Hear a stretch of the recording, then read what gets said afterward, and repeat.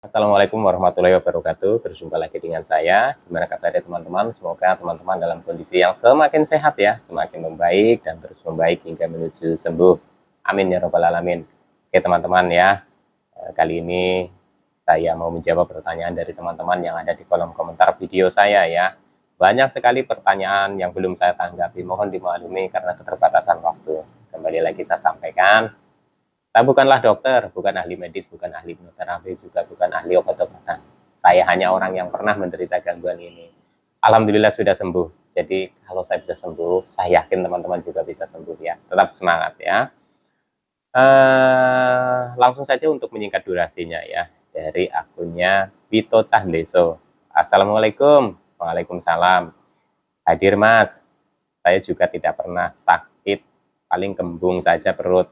Tapi yaitu sensasi lainnya banyak. Oh iya Mas, saya mau tanya soal makanan. Sebaiknya makan nasi atau yang lainnya. Itu pakai suhu ruang atau yang hangat atau panas ya Mas. Dan juga minumnya. Mohon balasannya Mas, soalnya kayak belum pernah dibahas. Matur suwun. Oke teman-teman ya, kali ini akan saya bahas. Sebenarnya untuk masalah makanan ya, saya sudah sering kali saya bahas di video-video sebelumnya ya. Tapi mengenai masalah suhu ya teman-teman ya, jadi mungkin ada yang bingung ya, saya harus makan dengan kondisi suhu seperti apa, hangat, dingin, atau biasa gitu ya. Jadi kalau suhu ruang itu kan suhu ruangan yang biasa ya, kita taruh di meja biasa dengan suhu ruangan ya. Jadi tidak dingin, juga tidak panas ya teman-teman, juga tidak hangat, jadi biasa. Minum juga sama seperti itu biasa. Akan tetapi pada saat saya proses pemulihan ya, proses penyembuhan, yang saya minum itu air putih hangat ya teman-teman ya. Jadi tidak dingin atau tidak biasa gitu ya. Jadi kan ada nih air dingin yang masuk ke dalam kulkas ya. Terus ada juga nih air yang dingin biasa di suhu ruangan saja gitu ya teman-teman. Terus ada itu air hangat. Nah, saya konsumsinya air hangat. Saya konsumsi air hangat itu di pagi, siang, sore, malam. Saya selalu konsumsi air putih hangat ya teman-teman, nggak dingin atau nggak biasa gitu ya teman-teman. Kecuali kalau darurat saja, kalau saya bepergian gitu, saya minum air mineral yang biasa ya teman-teman ya. Tapi untuk kondisi di rumah ya, kondisi misalkan ke tempat tetangga atau lain-lain gitu ya teman-teman ya, saya selalu minumnya air hangat dan saya minta air hangat ya teman-teman. Itu di masa proses pemulihan, masa proses penyembuhan ya teman-teman ya. Dan untuk makanan ya, makanan yang saya konsumsi teman-teman ya, jadi suhunya seperti apa? Sama seperti minumnya. Jadi suhunya hangat ya teman-teman ya. Jadi ketika saya makan ya bukan makanan yang nasinya sudah dingin sekali, gitu tidak ya teman-teman. Tapi saya biasanya nasinya itu saya ambil dari Magicom ya, terus diangin-anginkan dulu ya, tidak sampai dingin tapi ya masih hangat-hangat seperti itu. Karena pada saat itu saya juga mengalami yang namanya kalau makan yang kondisinya dingin itu seperti mual ya, seperti mau balik gitu. Tapi kalau hangat itu enggak. Begitu juga lauk-lauknya ya teman-teman ya. Biasanya itu saya nget gitu. Tapi kalau misalkan untuk ayam, ikan enggak saya nget ya teman-teman ya. Saya biasa suhu ruangan saja gitu ya. Ayam suhu ruangan, terus ikan juga suhu ruangan saja atau apa biasa gitu ya, nggak panas juga nggak dingin juga nggak hangat gitu ya teman-teman ya. Terus untuk sayurnya ya biasanya kalau sayur bening saya biasanya hangat ya teman-teman ya, kalau di pagi hari itu hangat, terus kalau di siang itu biasanya kan memang sisaan yang dari pagi itu saya masih konsumsi siang ya, yang belum lama. Tapi kalau sore biasanya saya sudah minum makan sayur bening itu yang hangat ya teman-teman ya. Jadi untuk makanan juga makan nasi atau makan yang lainnya. Saya disarankan untuk makan nasi karena menurut saya kalau makan yang lainnya itu terasa di perut itu terasa kayak masih kurang ya teman-teman ya. Jadi maklum saja walaupun saya sudah ngemil yang namanya pisang ya, terus kadang itu juga ada ketupat juga saya itu juga suka kadang ngemil juga ya. Tapi kalau belum makan nasi itu sepertinya rasanya kayak ada yang kurang dan bikin saya itu gelisah ya teman-teman ya. Akhirnya tetap saja ya saya itu makan nasi. Jadi kalau misalkan teman-teman itu merasa bahwa waduh saya sudah ngemil nih, ya sudah ngemil ini, ngemil itu, tapi kok terasa kenyang dan males makan nasi, sebisa mungkin teman-teman itu tetap makan nasi ya teman-teman ya. Karena untuk menderita gangguan asam lambung nih ya, kondisi asam lambungnya yang sering tinggi ya, apalagi sering naik gitu ya. Kalau misalkan nggak ada makanan yang dicerna gitu di lambung, nanti kan asam lambungnya itu malah jadinya mengiritasi ya, mengiritasi dinding lambung itu. Setahu saya itu seperti itu. Jadi usahakan ketika teman-teman itu makan, usahakan tetap makan yang nasi putih ya.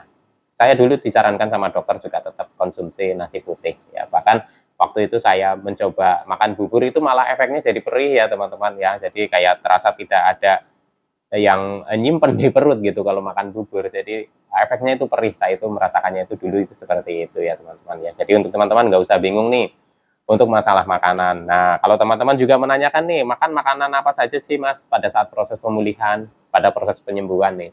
Simpel saja ya teman-teman, sebenarnya simpel. Masing-masing orang kan berbeda ya tingkat kecocokannya. Akan tetapi ya, kembali lagi nih saya sampaikan ke teman-teman, kalau memang teman-teman itu belum tahu mana yang cocok dan mana yang nggak cocok buat teman-teman ya, sebaiknya teman-teman hindari dulu makanan-makanan yang memicu asam lambung ya. Jadi kan banyak sekali nih makanan maupun minuman yang memicu asam lambung ya. Jadi memicu naiknya asam lambung. Contoh misalkan gorengan, makanan-makanan berminyak, makanan berlemak, tape, coklat, keju, makanan yang jajanan yang gurih-gurih gitu ya, pedas, kecut, asam gitu ya. Saya dulu itu menghindari itu dulu ya teman-teman ya. Jadi ketika nanti sensasinya mulai berkurang dan tingkat kepanikannya atau tingkat kecemasannya kita juga sudah mulai terkendali, kita berani mencoba sedikit demi sedikit ya teman-teman, nanti dikondisikan saja dengan kondisi teman-teman gitu ya. Jadi teman-teman banyak yang bingung nih, Mas sebenarnya boleh nggak sih makan ini? Sebenarnya boleh nggak sih makan itu? Kalau untuk makanan boleh atau tidaknya ya tentunya teman-teman bisa amati dari diri teman-teman ya. Masalah boleh dan nggak boleh ya masing-masing orang juga berbeda. Kalau nanti saya bilang nggak boleh, ternyata sama teman-teman itu cocok. Nah, ini saya bicara pengalaman saya ya teman-teman. Jadi saya menghindari dulu nih makanan yang memicu asam lambung naik, memicu asam lambung tinggi gitu ya teman-teman. Jadi saya hindari dulu. Maka dari itu untuk teman-teman yang mungkin sekarang itu sedang bingung ya menentukan makan makanan apa saja yang harus dikonsumsi, teman-teman itu dimulai dari situ. Menghindari dulu mungkin makanan-makanan yang teman-teman belum ketahui nih, mana yang bisa memicu buat saya, mana yang nggak bisa memicu buat saya. Nanti kalau teman-teman sudah bisa mengkondisikan kecemasannya ya, mengkondisikan kepanikannya ya, bisa mengendalikan, sedikit demi sedikit itu dicoba ya teman-teman, dicoba. Oh ya ternyata ini nggak, ya, ternyata ini tetap nggak cocok. Sudah sekali dua kali saya coba, oh ternyata makanan ini cocok buat saya. Nah itu nanti akan tahu. Akan tetapi mencobanya ketika teman-teman itu sensasinya sudah mulai berkurang, mulai mereda. Jadi kalau teman-teman masih banyak sensasinya, terus ketika teman-teman itu mencoba, nanti teman-teman nggak bisa bedakan nih ya, sebenarnya mana yang cocok, mana yang enggak nih. Saya makan ini nggak apa-apa kok, besoknya makan ini kok saya terasa sensasinya, karena masih acak-acakan gitu ya teman-teman ya. Jadi saya memulainya adalah satu jenis makanan pantangan yang sudah saya pantang, saya coba gitu ya di satu hari itu. Contoh misalkan saya makan mie instan gitu ya, saya coba makan mie instan ini, saya kasih jarak 3 hari. Jadi ketika makan mie instan hari ini ya saya makan, nanti hari kedua, hari ketiga saya nggak makan pantangan yang lainnya. Jadi saya akan amati nih, apakah ini mie instan saya ini yang saya makan ini sudah cocok atau belum gitu, atau sudah kuat atau belum lambung saya.